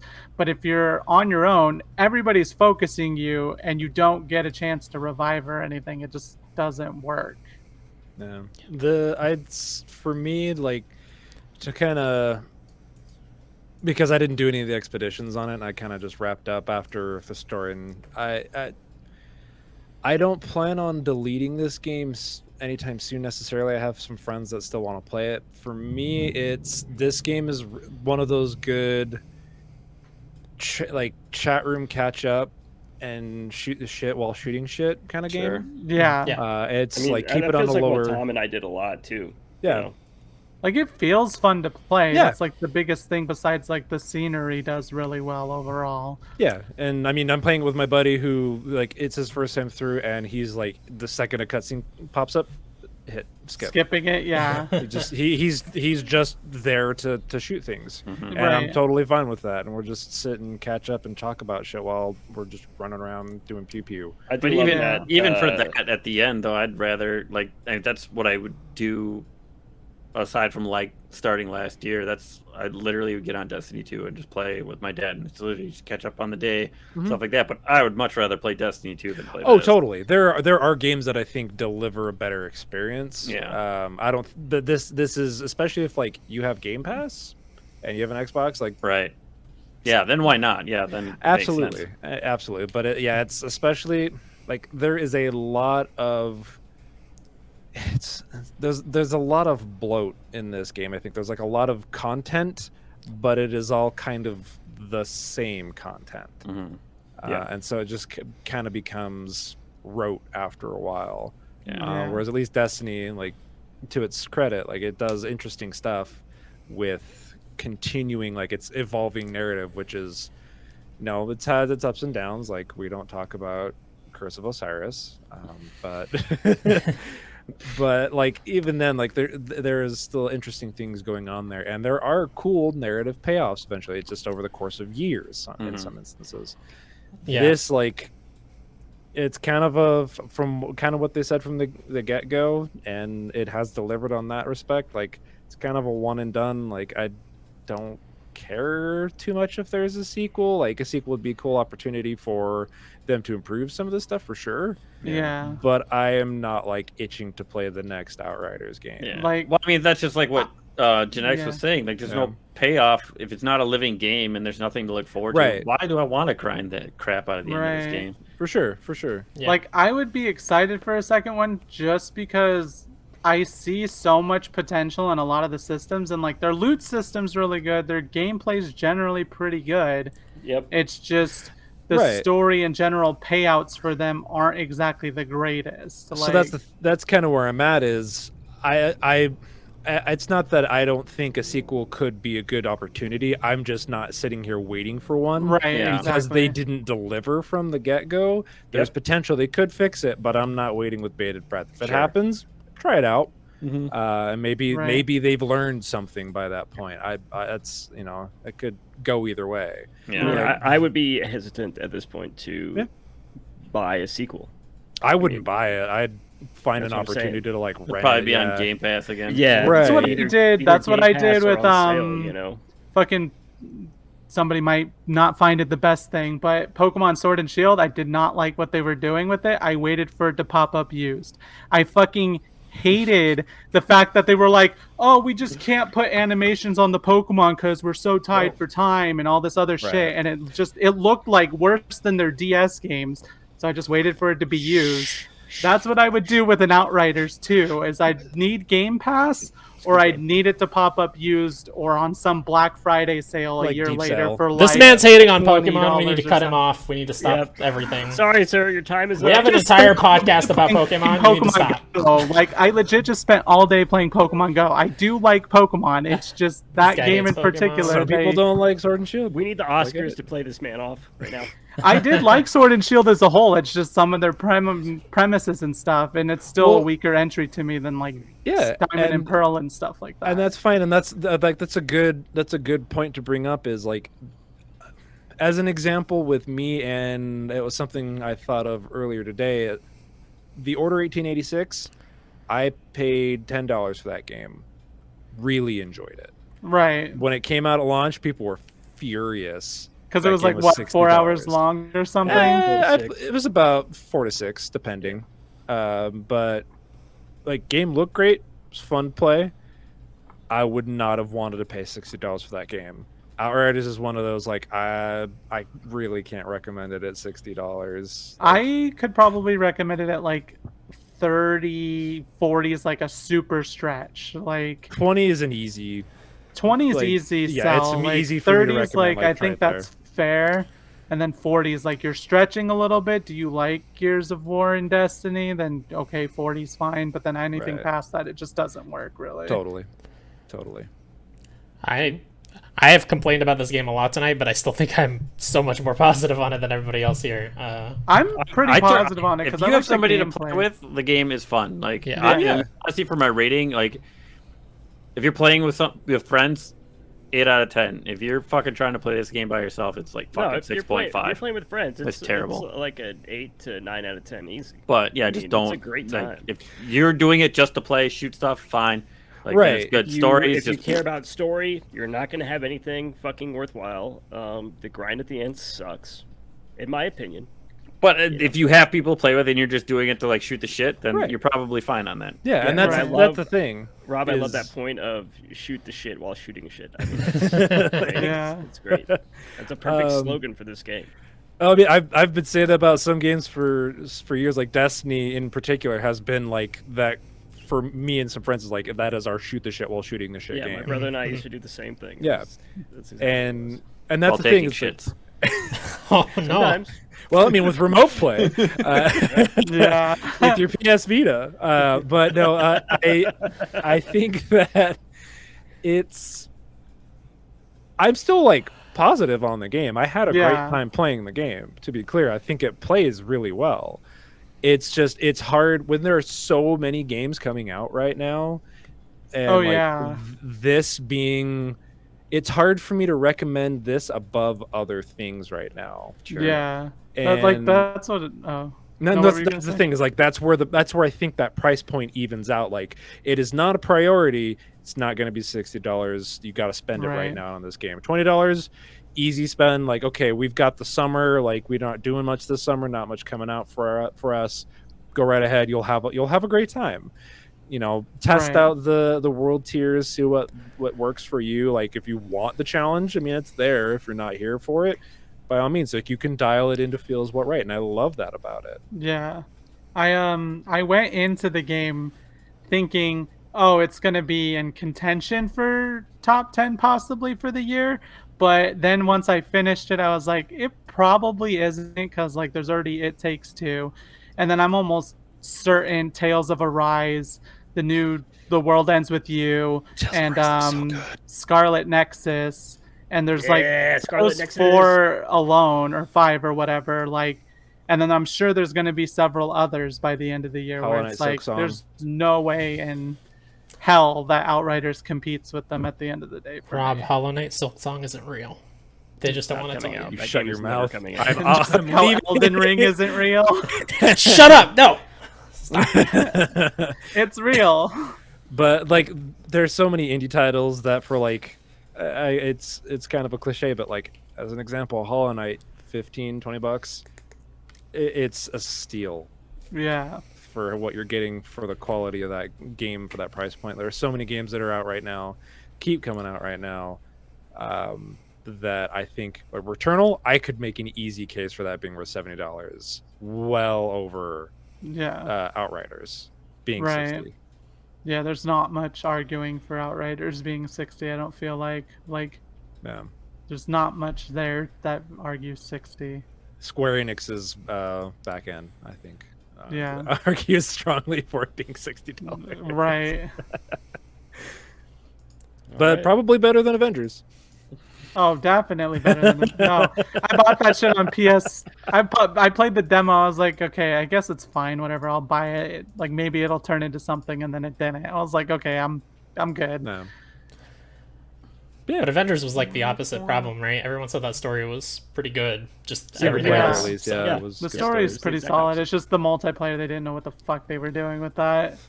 Felt super fragmented from what I understood, Yeah. and just detached from the main game. Yep. It does. A couple last few quick notes. I like that one of the historian things is a figure of Grayson from what's the game? Bulletstorm? Bulletstorm. The main Bulletstorm. character. Yeah. Yeah, they referenced it several times. Storm There's of even bullets and there's Yeah. even a skill on fucking the Trickster that's just straight up called Bulletstorm. Like, okay, Yeah. get it? we made another game. You guys should buy it. Do you remember? It's called Um, Bulletstorm. And then I wish there was like any real dialogue with any of your teammates in that little like base where you go to expeditions from about all the fucking crazy shit that happened. They're just like, whatever, we sit here now, man. Shit Yeah, but that happened. costs voice actor money. Yeah, Just put it in a Hot Pocket lore book. right, exactly. And I can't even think of what I was thinking of. There's something else that I find positive but also annoyed, but I can't even think of it. It's just like there's too much general just meh, it's okay. But I can't even remember notes off of it a lot of the time. That tracks. I'm gonna read what Ryan wrote for Oh, yeah. his review since he couldn't make it tonight. Combat still feels fun and frenetic, but playing Devastator in the expeditions feels unsatisfactory, especially seeing damage number comparisons with other classes. Oh yeah, he was telling me about that. Yeah, which I could totally see with the Trickster, because like the Trickster, you're doing outputs of like 100k plus. It's not even fair. You know, build diversity remains the real gem in this game. Fine-tuning weapons and armor for your playstyle is a blast. The final boss was a real struggle. The first couple attempts, Tom and I died many times at World Tier 10. He was over-equipped, and I was properly equipped. So, Yeah, seems like Devastator definitely Ryan's seems fine with it. weak. Like when I was playing with Ryan, I was like hitting 24 million damage across the expedition, and he did like 2 million. I was just And I happy don't I think it beat was out his fault. Tyler's numbers in the expedition. Yeah. Yeah, which is No, weird. that's another thing. Like, anomaly power seems like it can be okay, but at the end of the day, it's really not that great. Like, we were struggling on like challenge tier 6 and 5 and stuff because he was using an anomaly power build on his Technomancer. And then as soon as he swapped to the bullets using his turrets like as just CC, it immediately became like, oh, we're storming through stuff up until like around 10 or 11. Like, Yeah, I don't know. we've kind of talked about all the skills enough, I think. But I do want to say I really like the Blight turrets like mod that turns into an ice turret. It's just spraying ice, yeah. constant freeze. Especially It's with the amazing. crowd turret, man. Yeah. It is great. And, Especially with the build that has the tech shaman middle tree, where you like make things more vulnerable when they're frozen, and then increase the duration of them being frozen and the damage received while vulnerable by 40%, and just it starts stacking and it melts things. yeah. It's great. Yeah, it's also helped a lot because he also has like a buff off of one of his turrets. It's like a 40% firepower increase to me, and I'm like, I'm super maxed out on firepower. Just like twisted rounds, everything's firepower, pretty much max sharded out, max level, and like all of my mods deal with giving me more firepower. So it's like I come close to one-shotting a bunch of the enemies and stuff, and then he throws that out, and then like they're getting basically one-shotted 5 times over or some bullcrap. Like, there's a lot of solid stuff for like team synergies and stuff. Like even when he was playing his pyromancer with the ash blast and stuff like that, I purposely bought a gun that fucking does more damage to people that are ashed. Like, there's a lot of opportunity for team building too if you want to, really. But I don't know. Yeah. All right. That's Okay. it. That's We're good. Outriders. We rode out. We rode out. Rode out. Rode Do you out guys on have final horses. scores? We shot it in the face. I mean, I'm arguing 7 to 8. Like, I typically don't try to give scores to things just because I don't like to put numeric values on everything, and people But if harp you had on to them put too a numeric much. value on That's what I Put do. a Like, numeric I make value. myself have to all the If time. your outrider had his gun to your head, Well, I'm Score gonna my just say game. whatever fucking number comes to mind because they're 10, probably 10 gonna out of shoot 10, me 10 out of anyway. 10. Like, but I'd say probably 7 or 8 overall. if you're playing alone, looking at the gun to my head, the six rounds. Go with a 6. Yeah. With a friend, probably about an 8. Yeah, That's where I same. was at. Yeah, same. I say an 8. I give everything numeric values because I'm a little bitch, and I gave it an 8.5. He's even going to give it a decimal point, I bet you. 8.5. right. I fucking hate decimal points, dude. Get out of here, you math Get hater. it, Chris. You, I you hate brother. decimal points as scores. 8.453. That's why we got this around. Point eventually, That's a like lot. games journalists are gonna hit that fucking point eventually, where they're like, "It's a point." No, it's a IGN 9.1. Did they really? A long time 7.3 or some crap is what they used to give. They and stuff? used to have, yeah, like as a whole aside, but like they used to have like fine decimal numbers of like 9.443 and stuff like that. Yeah, that's ridiculous. It's like that. That It's doesn't arbitrary. mean anything. It makes no sense. Yeah. yeah, It doesn't mean anything. At the end of the day, it's just an opinion. Yeah, I gave it absolutely. 2 bananas and a strawberry. Too much water. I like Jeff Bakalar's review scale, which is, I don't know, 4 toasters out of for refrigerator. yeah. I like Skelly has the There's best a guy review I watch ever. on It's YouTube. fine. It's fine. Garbage Yeah, or there's a guy I recyclable. watch on Garbage or it's YouTube. fine. He does movies and sometimes game reviews, but he just says like, "I needed to be drunk to enjoy it. It's okay, no alcohol required," and then like one other thing. He doesn't give it like an actual like, Tom, "Oh, that's he how we the forgot silver it in T-minus score. 5 seconds" is another one. Like, those are solid score numbers, but they're not like actual numbers. a It's relatable just, like, metric. yeah, exactly. Yeah, I can 100% relate to that metric. This is alcohol is encouraged. Exactly. Outriders, That's alcohol. Outriders, yeah. encouraged. Alcohol and friends are encouraged. Yep. Play at a Grab bar. yourself a bowl and play some Outriders. Like, that's pretty much all there is to it. Like, it's That actually makes a pretty good, pretty positive boost, in my opinion. yeah. All right, so next we got a duel between Chris and Tyler playing Resident Evil. And Village. Ryan and I Rob will be playing there too. Death Stranding. Resident Evil 8 Village, sir. You get that Yeah. whole fucking thing out of your mouth. I think it's just technically Resident Evil Village, and the 8 is in the village. But Well, Because they're whatever. clever. Chris, you're on my side. We're not dueling each other. We're dueling him. The new Resident Evil game from Capcom. Good job, Capcom. Good job, Capcom. don't confuse it with the new Resident Evil game from Square Enix. It's different. Yeah. What? Don't- I'm don't- confused. I don't play know. You reverse. just said from Capcom. I was like, yeah, whatever. Oh, okay. Yeah, as Tom was saying, we're doing Dueling Digs starting. Our first recording will be on May the 20th.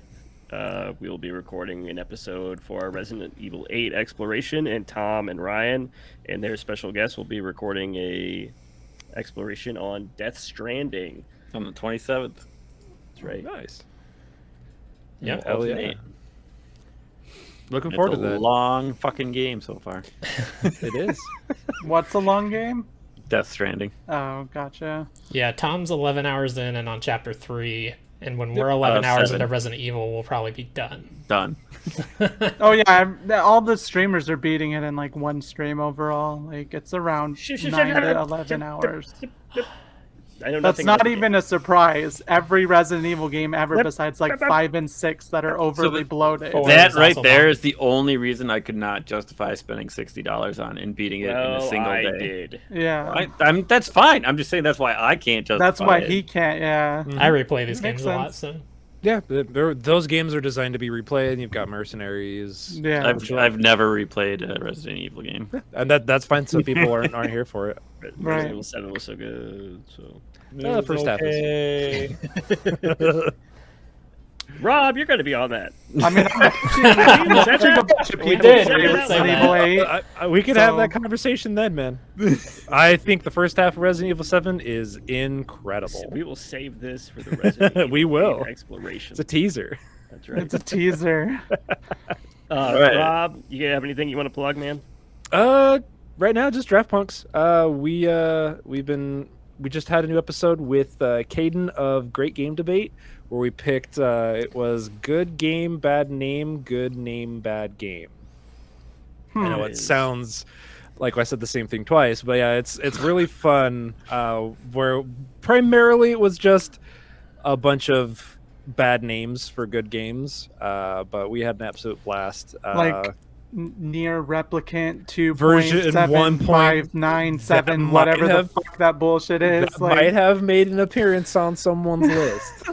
I fucking just saying. hated that crap. It's the square root of 1.5. So you have every Kingdom Hearts. Oh, is game. that really what the case That's is what- for it? yes, Oh my that's what god, that number whatever. is. Yeah. That makes it a little bit better. That makes it just a little bit better, but it's like, what the fuck ever. It's Yoko Taro. I mean, Yeah. that explains is it. Kingdom Hearts but 358 over 2 days a good game? That's what I'm talking It's a about. bad name, but is it a good game? I don't know. listen and find out. It might have also made an appearance. Kingdom Hearts 3D, Dream Drop Distance. It might have come up in conversation. Trust Final me, Fantasy Dissidia, Duodecim, whatever nonsense. there all the things you're listing right now. There have may have Basically, been if it's conversations. Square Enix, its name is probably crap. There, the first pick from Caden might surprise you. I might have been in shambles out of sheer rage. Really? I wasn't mad, but it's funny. It's a funny pick. But we did that, and then yesterday we did our Punkishment. We did a double feature Punkishment. Brian did Mario's Super Picross, and then I played Donkey Kong Country 2 with Chris Babino of Hello High Roll, because he was the champion of the previous week, the episode he was on, so he picked it, and we played Donkey Kong Country 2 together, which is an incredible game, one of the best platformers on the SNES. But we had a rule where we could only listen to, like, we had the DK rap on in the background, and every time we died, we had to turn the volume up a little bit. Oh my And if god, we that's got- amazing. Gosh. I we- like it the was an DK hour- rap. It's so dumb, but It's awful, especially if you have an hour mix of it. oh yeah. And it, Sounds like a like good time. the only way you can lower the volume is if you collect KONG on a level. Oh. We might have gone mad, but I was in tears laughing by the end of that shit. It was so funny. But yeah, that's Draft Punks. It sounds good. Is it on YouTube, right? It's on Twitch right now. I do want to archive that stream Okay. in particular. Gotcha. But yeah, it's Real Draft Punks on Twitch. Draft Punks podcast anywhere podcasts are found. Sweet. Genetics, what you got going on, man? I have a few things I've filmed, but I'm just trying to work on editing them right now. But it's just VictorianGenetix on everything. My Twitter handle is right now at VictoriaGenetix because they only let you do 15 characters. But yeah, it's just mostly movie and anime reviews and stuff right now. Like I haven't finished any games besides like It Takes Two to actually want to review anything right now. But it's pretty much it. Cool. Chris, what you got going on, man? In addition to doing our exploration on Resident Evil Village, I am playing through every single numbered entry in the series, except 0, which 0 is not like a number anyway, if you want to get into the semantics. We finished 1, and we just started on 2, but 2 is not going to take me very long. I played that game many times. I think it'll probably be done in like a couple more episodes. So yeah. It's a shame you're not playing Raccoon City. That is not a shame. That is a triumph. So you're not going to play that game. Project Cross Zone because the characters appear in it for a little bit. No. If I was going to play anything side, it would be like the Revelations games. Those Are you playing great, Marvel but- versus Capcom? Because I'm pretty sure there's Jill's in that. That's a numbered entry of a game that features Resident Evil characters. Oh It doesn't shit! even have Resident Evil in the title, though. Now, if got a point there. the I only... could change it in Steam for myself to make it. It just sent him the I'm screenshot. done. Look, And then Tom and I are streaming Wasteland 3 every weekend on twitch.tv/Spelunkers. Probably going We to have beat this next weekend. 1 or 2 episodes left. And Tom, should we announce the next one? Yeah. So we are going to start a new game as soon as we beat Wasteland 3, and it will be It Takes Brews. Tom and I are going to be playing through It Takes Two on co-op while we drink yeah. beers and get wasted. So you announced that on the last one too, though, didn't you? I Right? don't remember. I was I probably don't know. It drinking wasn't a too. for sure thing. Oh, okay. I know there was discussion about the name, so it makes sense. That's But the a good name's name. like locked in now, right? So It Takes Brews. Is You what guys should it's just gonna be announce it called. on every single We exploration will, until the end of because time. I have been even when drinking it's throughout over. this episode as well. And then Ryan's got Pokemon Pokemon. every Tuesday. Yep, he's playing through every Pokemon. He's still making his way through Pokemon Yellow. Nope, he finished Pokemon Yellow He finally. did finish Fuck Pokemon that game. Yellow. This did week, not I tune think, in for the right? last one, so. and the Gotta Rank 'em All. Oh yeah, which listen to Gotta was Rank 'em not All. mentioned at all, which is the new podcast we have that Chris and Ryan host. Chris, I saw a special someone in that chat last night. I'm looking forward to it. Yeah. We It was me. It was Tommy hates Pokemon. It was really fun to talk to him. I would say that Gotta Rank 'em All is like one of the unsung heroes of everything that we do from all the streams. Everything we do is an unsung hero. What are you talking Well, about? Yeah, but like, Gotta Rank 'em All is so fucking fun, dude. It's Yeah. so good. It's very so fun. good. Every episode is so fun. it does make sense. Yeah, it's great. I mean, at the end of the day, those are like most YouTubers' most popular videos are just tier lists. So, because everybody's opinions just go. But and it's then, so good, like when they bring out the Pokedex entries for the Pokemon, and you find out just like the absurd shit. that they Yeah. have written about Literally these absurd Pokemon. shit. They write in some of one the most day. absurd crap about them. It's like ridiculous. Let Yeah, me like tell you, Cacturne's as someone blood has turned to sand because it was out in the desert for so long, like shit like that. You're like, what the fuck? as someone that does a podcast that is literally just making lists of shit, Yeah. it's fun. It's fun to do and just make really stupid arguments for why something is this or that. It's great. Yeah. All right. Okie dokie. Thank you for having me. Peace Yeah, out. Yeah, thanks for Rob being and on. Genetics. Thanks for having us on. It was a blast. And here's to the next exploration. Wow.